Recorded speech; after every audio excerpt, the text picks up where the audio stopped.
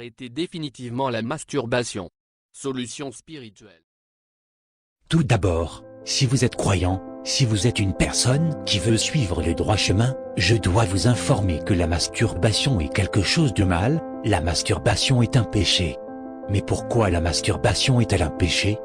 Tout simplement parce que c'est la recherche du plaisir, et toute recherche de plaisir humain s'éloigne de Dieu.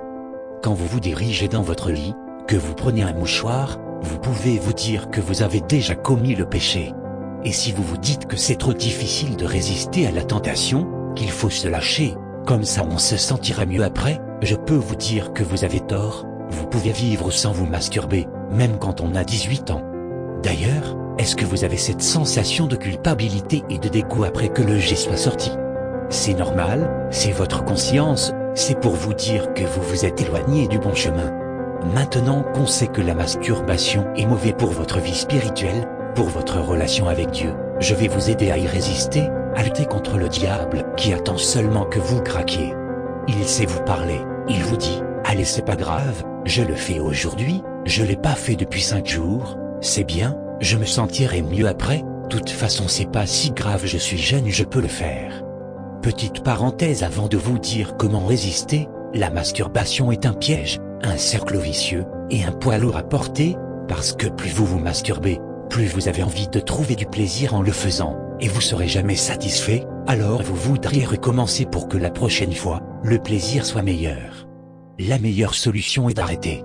Bon, maintenant, passons au vif du sujet. Pour résister à la tentation, vous ne pouvez clairement pas y arriver seul, car combattre seul contre le diable est impossible, il vous détruit très facilement. Mais si vous vous battez avec le Seigneur, vous ressortirez toujours gagnant. Donc pour combattre contre le diable, vous aurez besoin d'utiliser les armes que Dieu nous a fournies.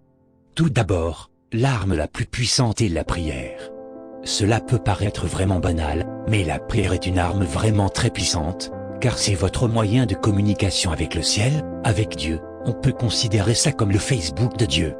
Dans votre prière, demandez au Seigneur de vous venir en aide, de le supplier pour qu'il vous enlève cette envie, pour que vous ne ressentez rien quand vous voyez les parties attirantes des femmes.